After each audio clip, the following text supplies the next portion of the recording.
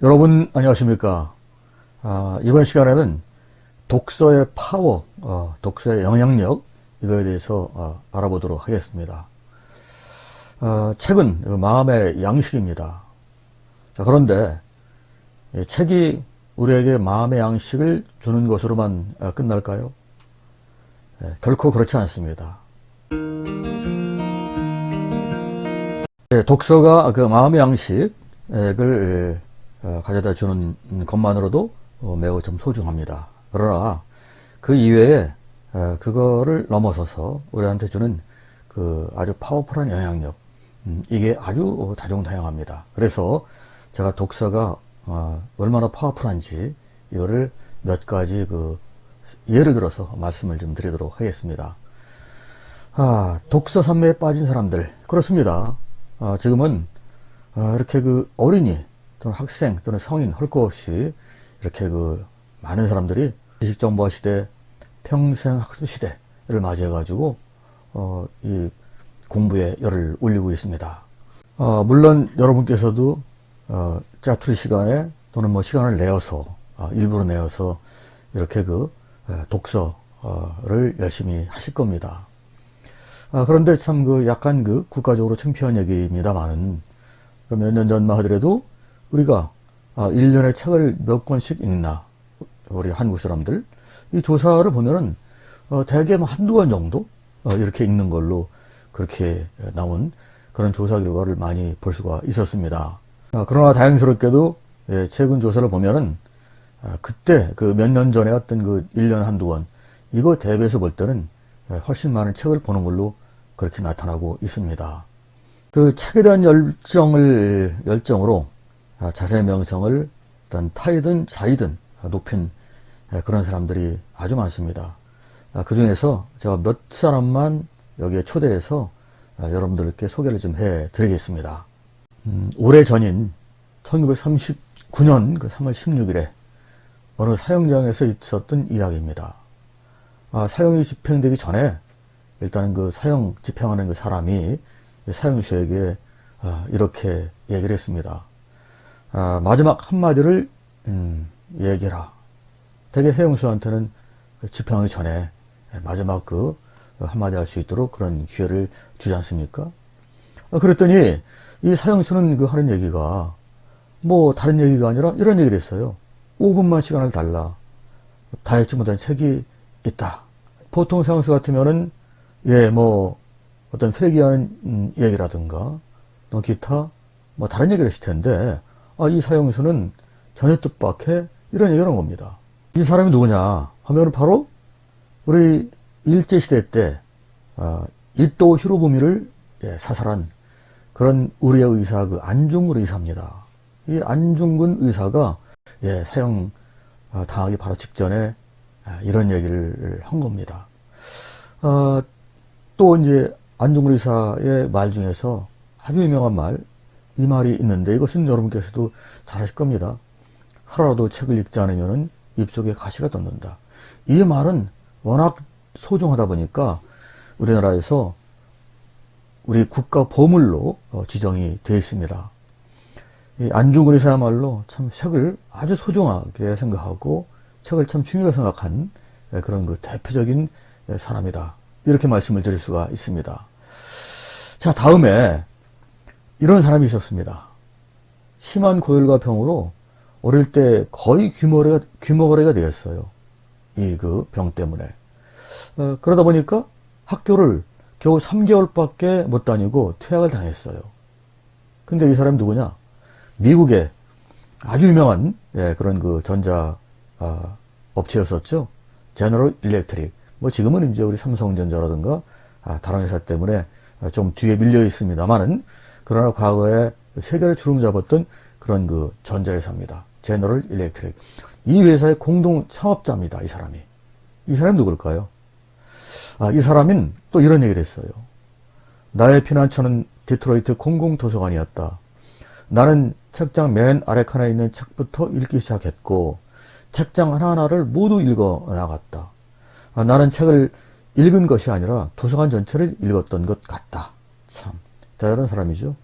자, 이런 아주 그냥 책 어떤 독서, 여기에 참 푹 빠져있는 그런 사람인데, 과연 이 사람이 누굴까요? 이 사람이 바로 누구냐면은 바로 이 발명가 토마스 에디슨입니다. 에디슨. 에디슨 하면은 참 그 전구도 발명하고, 우리 그 역사적으로 봤을 때 가장 유명한 그런 발명가입니다. 이 토마스 에디슨은 이렇게 책으로, 독서로, 그야말로 성공을 거머쥔 그런 그 대표적인 사람이라고 볼 수가 있습니다. 자, 그리고 또 한 명을 더 소개를 하겠습니다.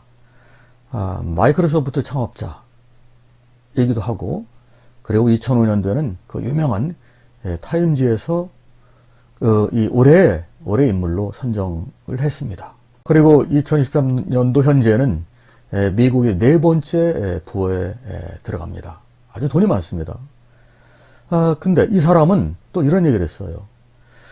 오늘의 나를 있게 한 것은 우리 마을의 도서관이었고, 하버드 대학교 졸업장보다 더 소중한 것은 나의 독서 습관이다. 이런 얘기를 했습니다. 이 사람은 누굴까요? 이 사람은 바로 마이크로소프트사의 고문으로 현재 있는 빌 게이츠입니다. 이 사람 역시 책으로 독서로 성공한 그런 사람입니다.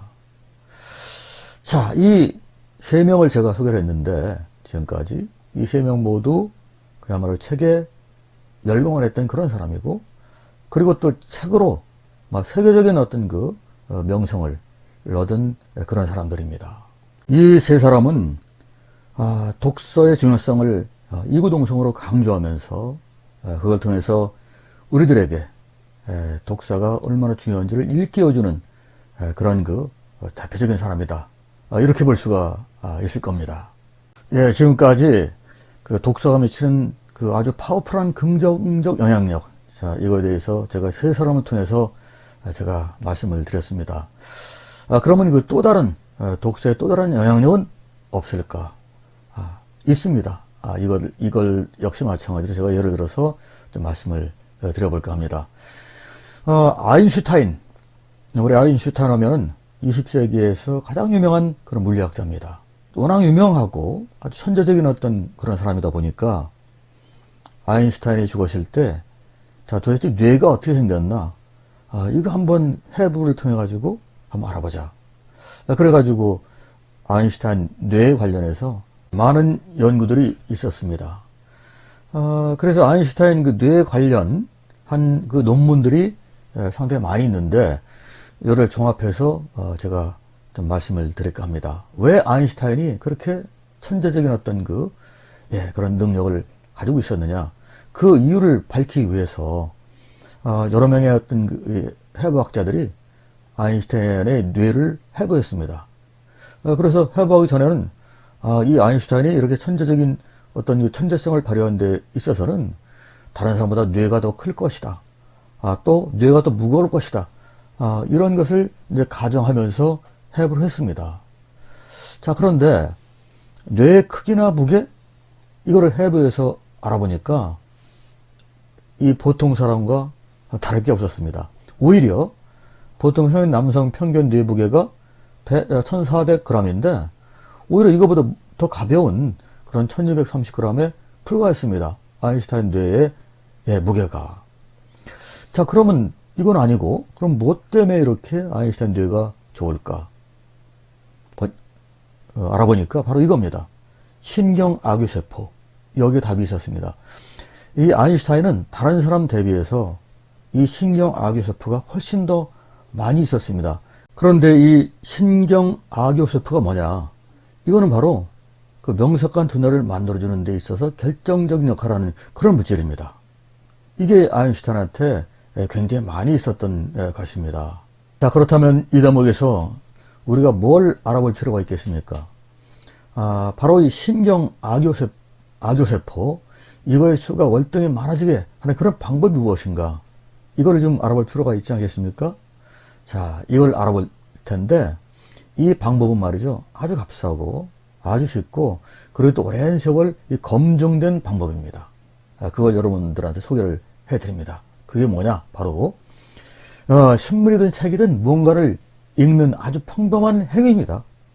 이렇게 뭔가를 읽는 이런 행위를 많이 하면 할수록 어떻게 되느냐 하면은 바로 신경악용세포가 증가하고, 그리고 또 인지, 그리고 또 집행을 담당하는 그런 뇌 부위에 혈류가 많이 공급된다는 것입니다.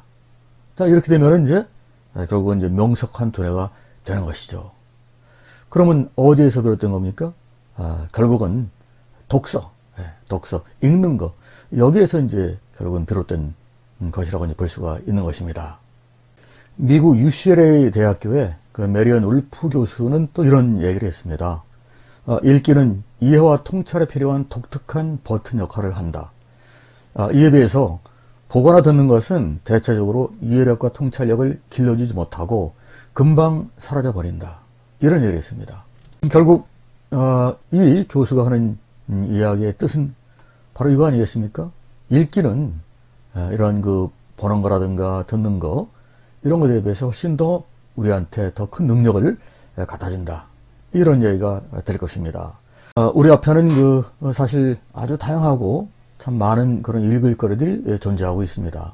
신문에서 보는 글들, 그리고 또 인터넷 들어가면은 각종 사이트에서 나타나는 그런 다종다양한 글들, 기타 등등. 우리가 읽을 거리들은 찾으면은 참 아주 많이 발견할 수 있는데, 물론 신문에서 나오는 글, 인터넷 사이트에 들어가서 볼 수 있는 글들, 소중하고 중요한 그 내용들 많이 있습니다. 자, 그런데 이 책을 읽다 보면, 즉 독서를 하다 보면은 다른 곳에서 발견할 수 없는 그런 또 소중한 알토란 같은 그 지혜들이 많이 있습니다. 그러니까 우리 주변에 여러 가지 그 읽을 거리들이 많다 하더라도 우리가 책을 읽는 그 독서, 이것을 우리 간단 없이 끊임없이 해야 되는 것입니다. 우리 주변을 보면은 돈과 명예를 누리면서 참 성공적으로 살아가는 그런 사람들이 많이 있는데, 이 사람들은 결코 독서의 중요성을 간과하지 않습니다. 왜냐하면은 그 책 속에는 성공으로 안내하고 성공으로 이끄는 그런 다른 읽을 거리에서 발견할 수 없는 그 고유의 독특한 그런 지혜가 일단은 녹아 들어있기 때문에 그렇습니다. 자, 그렇기 때문에 우리는 한 달에 한두 권의 책이 아니라 2권, 3권 또는 4권, 5권 이런 그 양질의 좋은 책들을 골라가지고 많이 읽을 필요가 있는 것입니다. 지금까지 독서의 그 파워, 영향력에 대해서 살펴보았습니다. 그러면 이어지는 다음 방송에서 다시 뵙도록 하겠습니다. 여러분 감사합니다.